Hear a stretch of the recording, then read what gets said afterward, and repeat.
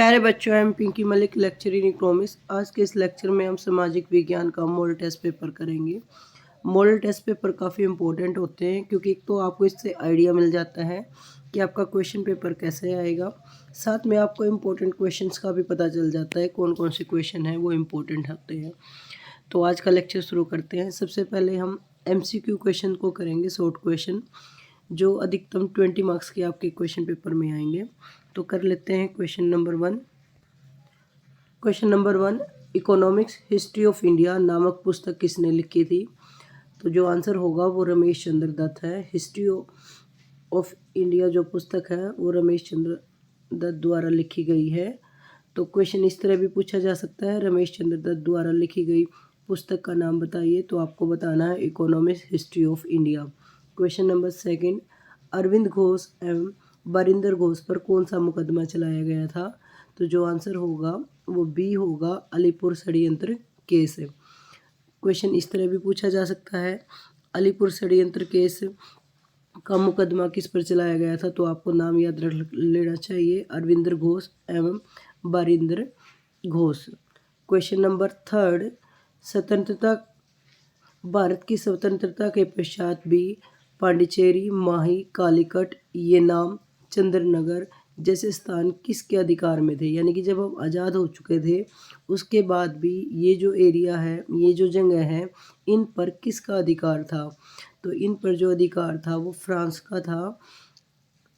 तो question number 4, किस देश ने चीन के लिए खुले द्वार की नीति का समर्थन किया? खुले द्वार की नीति क्या होती है कि जिस पर व्यापार करने के लिए भी किसी भी प्रकार की कोई भी बाधा नहीं होती, आसानी से वो व्यापार कर सकता है, लेन देन कर सकता है। तो किस देश ने चीन के लिए खुले द्वार की नीति अपनाई थी? तो अमेरिका ने अपनाई थी। 2 नंबर में भी क्वेश्चन आ सकता है, खुले द्वार की नीति क्या है? खुले द्वार की जो नीति है वो चीन द्वारा अपनाई गई थी और अमेरिका ने चीन का समर्थन किया था और वो सभी प्रकार की बाधाएं जो व्यापार के लिए होती हैं उनका उन्मूलन किया था, उनको हटा दिया गया था चीन के लिए। क्वेश्चन नंबर 5, बांगर व खादर किस प्रकार की मृदा है? तो जो बांगर और खादर है वो जलोढ़ मृदा के प्रकार हैं। जलोढ़ मृदा ऐसी मृदा होती है जो नदियों द्वारा बहाकर लाई जाती है और उत्तरी भारत का जो उत्तरी मैदान है, पंजाब, हरियाणा, उत्तर प्रदेश, वो जलोढ़ मृदा का ही प्रकार है और ये काफ़ी उपजाऊ होती है। जबकि जो बांगर और जो खादर है वो इतनी उपजाऊ नहीं होती है, इनमें कंकर वगैरह मिलते हैं। तो जलोढ़ मृदा के ही प्रकार होते हैं बांगर और खादर। जो खादर है वो नवीन जलोढ़ मृदा है, जबकि जो बांगर है वो प्राचीन जलोढ़ मृदा है जिसमें कंकर वगैरह अधिक मिलते हैं। क्वेश्चन नंबर 6, 14वीं शताब्दी में दिल्ली में सिरी फोर्ट क्षेत्र में हौज खास का निर्माण किसके द्वारा करवाया गया था? तो 16वीं शताब्दी में जो हौज खास का निर्माण करवाया गया था वो इल्तुतमिश ने करवाया था। और हौज खास का मतलब है कि वहाँ तालाब, पानी की सुविधा बनाई गई थी। और दिल्ली में जो ये निर्माण कराया गया था वो दिल्ली में पानी की आपूर्ति के लिए किया गया था ताकि पानी है वो आसानी से मिल सके। और ख़ास का मतलब ये है कि ये शाही परिवार के लिए था। क्वेश्चन नंबर 7 जो कि असरेशन और रीजनिंग का है। आपको ए ऑप्शन तब चूज़ करना है जब ए और आर दोनों ही सही हैं और आर है वो ए की सही व्याख्या कर रहा हो। साथ में आपको जो बी ऑप्शन है वो तब चूज़ करना है जब ए और आर दोनों सही हैं किंतु जो आर है वो ए की सही व्याख्या नहीं कर रहा है। ऑप्शन सी आपको चूज़ तब करना है जब ए सही है लेकिन जो आर है वो गलत है। और डी ऑप्शन तब करना है जब ए और आर दोनों ही गलत है। तो ए यानी कि अभिकथन, सत्ता की साझेदारी आवश्यक है, ये सही है। सत्ता की साझेदारी का मतलब है जो सत्ता है यानी कि जो पावर है उसका डिस्ट्रीब्यूशन होना चाहिए केंद्र सरकार, राज्य सरकार या स्थानीय सरकार में या विभिन्न प्रकार के जो सामाजिक समुदाय है उनके बीच में होना चाहिए। और जो सत्ता की साझेदारी है वो लोकतंत्र में सभी वर्गों की भागीदारी सुनिश्चित करती है, ये भी बिल्कुल सही है। तथा विभिन्न वर्गों के बीच टकराव की संभावना नहीं होती। तो जो आर है वो ए की सही व्याख्या कर रहा है, क्योंकि सत्ता की साझेदारी जरूरी इसलिए होती है क्योंकि सत्ता की साझेदारी में लोकतंत्र के सभी वर्गों, जैसे किसी भी समुदाय के जो लोग हैं उनके बीच में सत्ता का जो बंटवारा होता है वो सही ढंग से होता है और वो लोकतंत्र के लिए ज़रूरी होता है। इससे विभिन्न वर्गों के बीच में टकराव नहीं होता। जैसे श्रीलंका में टकराव हुआ था, वो दो संख्यक थे, जिसमें सिहली था वो बहुसंख्यक वर्ग था, जिसने दूसरे जो अल्पसंख्यक समुदाय था उसके अधिकारों का हनन किया, जिससे उनमें गृह युद्ध हुआ। तो जब सत्ता का बंटवारा हो जाता है तो किसी भी तरह का टकराव नहीं होता। तो जिसका आंसर होगा वो ए होगा, क्योंकि ए और आर दोनों ही सही हैं और जो आर है वो ए की सही व्याख्या कर रहा है। क्वेश्चन नंबर 8, श्रीलंका के किन्हीं दो समुदायों के बीच टकराव ने गृह युद्ध को बढ़ावा दिया। अभी हमने करा था कि जो गृह युद्ध है वो जब सत्ता का बंटवारा नहीं होता, कई बार वो रीजन भी हो जाता है गृह युद्ध होने का। तो श्रीलंका में जो गृह युद्ध हुआ था वो दो सामाजिक समुदायों के बीच में टकराव की वजह से हुआ था, और वो जो सामाजिक समुदाय थे वो सिहली और तमिल थे। जो सिहली है वो बहुसंख्यक थे वहाँ, लेकिन जो तमिल थे वो काफ़ी कम संख्या में थे। तो उन्हीं के बीच में टकराव हुआ था, जिसकी वजह से श्रीलंका में गृह युद्ध हुआ। क्वेश्चन नंबर 9, अवशिष्ट या बाकी बचे हुए विषयों पर कानून बनाने का अधिकार किसे दिया गया है? अवशिष्ट या बाकी बचे हुए विषय पर जो कानून बनाने का अधिकार है वो केंद्र सरकार के पास है। भारत में 3 तरह की सूची है जो कानून बनाते हैं। पहले है संघ सूची, जिस पर केंद्र सरकार कानून बनाती है। दूसरी है राज्य सूची, जिस पर राज्य सरकारें कानून बनाती हैं। और तीसरा है समवर्ती सूची। समवर्ती सूची में केंद्र सरकार और राज्य सरकार मिलकर कार्य करते हैं, दोनों कानून बना सकते हैं। इन तीनों अनुसूचियों के बाद जो कानून बच जाते हैं, जो हिस्सा बच जाता है, उसे हम अवशिष्ट या बाकी बचे हुए विषय कहते हैं, जिस पर कानून बनाने का अधिकार केंद्र सरकार के पास है। तो जो अवशिष्ट या बाकी बचे हुए विषय वो विषय हैं जो इन तीनों सूचियों में शामिल नहीं होते और उन पर कानून बनाने का अधिकार केंद्र सरकार के पास होता है। क्वेश्चन नंबर 10, निम्नलिखित में से कौन सा एक प्रांतीय दल है? प्रांतीय यानी कि क्षेत्रीय दल है। क्षेत्रीय दल वो दल होता है जिसका जो क्षेत्र है वो काफ़ी लिमिटेड होता है। 2 तरह के दल होते हैं, प्रांतीय और जिसको हम क्षेत्रीय दल भी बोलते हैं। क्षेत्रीय दल जैसे हरियाणा में है वो इनेलो है। वो इनेलो जो है वो सिर्फ हरियाणा में ही इलेक्शन लड़ती है, चुनाव लड़ती है, जबकि जो नेशनल पार्टियां होती हैं वो पूरे देश में इलेक्शन लड़ सकती हैं, चुनाव लड़ सकती हैं, उसे हम राष्ट्रीय दल कहते हैं। तो इनमें से आपको बताना है कि वो ऐसे कौन से दल हैं जो प्रांतीय दल हैं। तो जैसे भारतीय जनता पार्टी है, बीजेपी है, वो नेशनल दल है, वो पूरे मतलब राष्ट्रीय दल है जो पूरे भारत में इलेक्शन लड़ सकती है। ऐसे बहुजन समाज पार्टी भी, कम्युनिस्ट पार्टी ऑफ इंडिया भी है, वो नेशनल दल है, जबकि जो डीएम के दल है वो एक क्षेत्रीय दल है। क्वेश्चन नंबर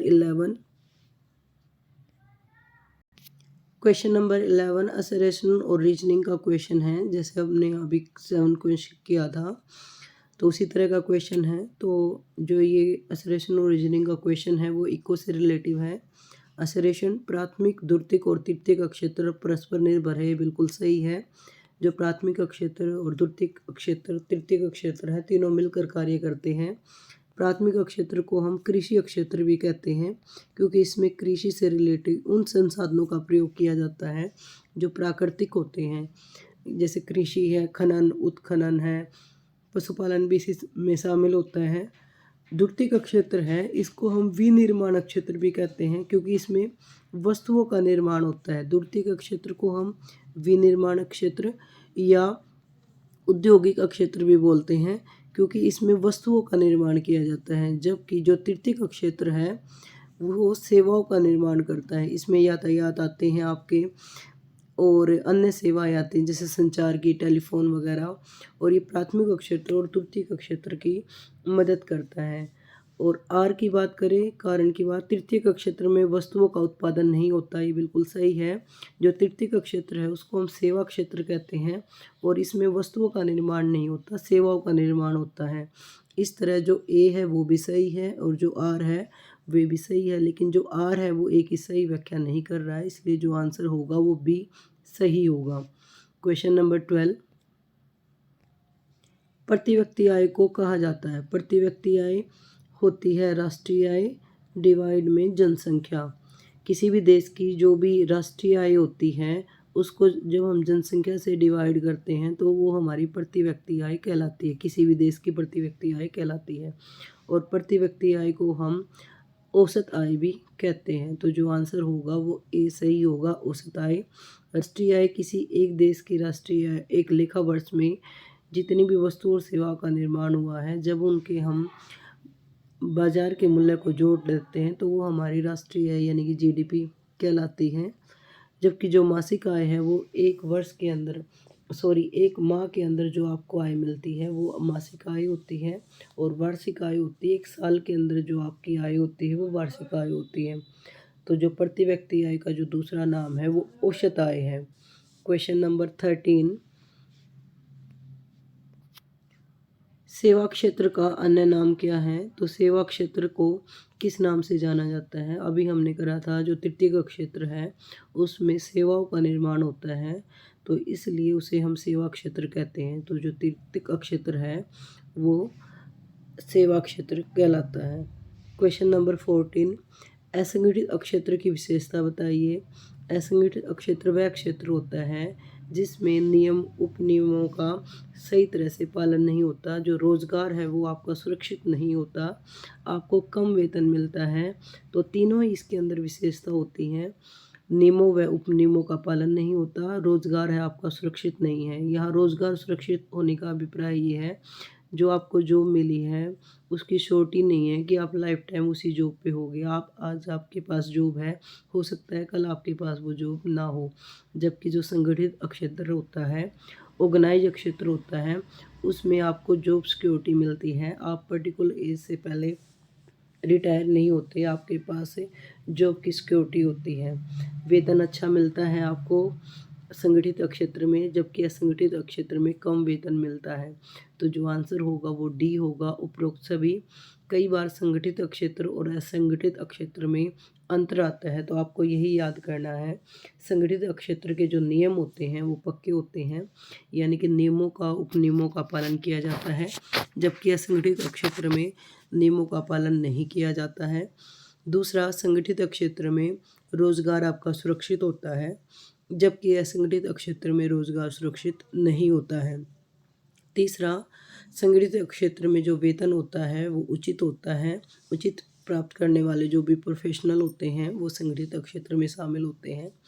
जबकि जो असंगठित क्षेत्र में है वो दैनिक मजदूर ज़्यादा शामिल होते हैं, जो दैनिक मजदूरी करते हैं और उनकी जॉब की जो सिक्योरिटी है वो इतनी ज़्यादा नहीं होती है। तो इस तरह आप संगठित क्षेत्र और असंगठित क्षेत्र में अंतर भी याद कर सकते हो। आगे क्वेश्चन नंबर 15, भारत के कितने प्रतिशत भाग पर पठार पाए जाते हैं? तो 27% भाग पर पठार पाए जाते हैं। आपको याद रख लेना चाहिए, भारत के 27% भाग है वो पठार से घिरा हुआ है। क्वेश्चन नंबर 16, आगे फिलिंग द ब्लैंक क्वेश्चन है। जब केंद्र व राज्य सरकारों से शक्तियाँ लेकर स्थानीय सरकारों को दी जाती है तो इसे क्या कहा जाता है? डैश है, तो इसे हम विकेंद्रीकरण कहते हैं। अगर एक नंबर में क्वेश्चन आ जाए विकेंद्रीकरण किसे कहते हैं, तो विकेंद्रीकरण में केंद्र सरकार और राज्य सरकार की जो शक्तियाँ हैं वो स्थानीय सरकार को दी जाती हैं, यानी कि स्थानीय सरकार है उसके पास भी पावर होती है, वो कानून बना सकती है या आय और व्यय का वितरण कर सकती है। क्वेश्चन नंबर 17, डैश भारत में डैश प्रकार की दलीय व्यवस्था है? दलीय व्यवस्था का मतलब ये है कि भारत में जो दल है, पॉलिटिकल जो पार्टियां हैं वो किस तरह की हैं। अगर किसी देश में एक दल होता है तो उसे हम एक दलीय कहते हैं, व्यवस्था कहते हैं। अगर किसी देश में एक से ज़्यादा हैं तो उसे बहुदलीय कहते हैं, अगर दो हैं तो उसे दो दलीय कहते हैं। तो भारत में आप देख सकते हो बहुत सारी राजनीतिक पार्टियां हैं, इसलिए भारत में बहुदलीय दलीय व्यवस्था है। क्वेश्चन नंबर 18, सात पहाड़ियों का नगर किसे कहा जाता है? तो रोम को सात पहाड़ियों का नगर कहा जाता है। 2 नंबर में भी क्वेश्चन आ जाता है, रोम को सात पहाड़ियों का नगर क्यों कहा जाता है? क्योंकि रोम है वो सात पहाड़ियों से घिरा हुआ है। क्वेश्चन नंबर 19, भारत में कितने केंद्रीय बैंक हैं? तो भारत में एक ही केंद्रीय बैंक है, reserve bank of India, RBI. Bharat का केंद्रीय बैंक अगर इस तरह पूछा जाए, भारत का केंद्रीय बैंक कौन सा है? तो आरबीआई भारत का केंद्रीय बैंक है, ये सर्वोच्च बैंक है। जो अन्य बैंक है वो आरबीआई के मार्गदर्शन में ही कार्य करते हैं। आरबीआई देश का केंद्रीय बैंक है, यानी कि सर्वोच्च बैंक है, और ये एक ही है, reserve bank of India. Question number 20, last question, Harappa नामक नगर 1921 में उत्खनन किसने किया था? तो कई बार रिपीट होता है, ये अलग अलग तरह से आ जाता है क्वेश्चन, कई बार ये पूछा जाता है हड़प्पा नगर का खुदाई का कार्य कब किया गया? तो 1921 में। हड़प्पा नगर की खुदाई किसने की? दयाराम साहनी ने। या इस तरह पूछा जाता है, दयाराम साहनी द्वारा सरस्वती सिंधु सभ्यता के कौन से नगर की खुदाई करी गई? तो हड़प्पा की। तो इस तरह आपको याद रख लेना चाहिए, हड़प्पा जो नगर है उसकी खुदाई का कार्य दयाराम साहनी द्वारा 1921 में किया गया। आज के लिए इतना ही, धन्यवाद, थैंक्स फॉर वॉचिंग।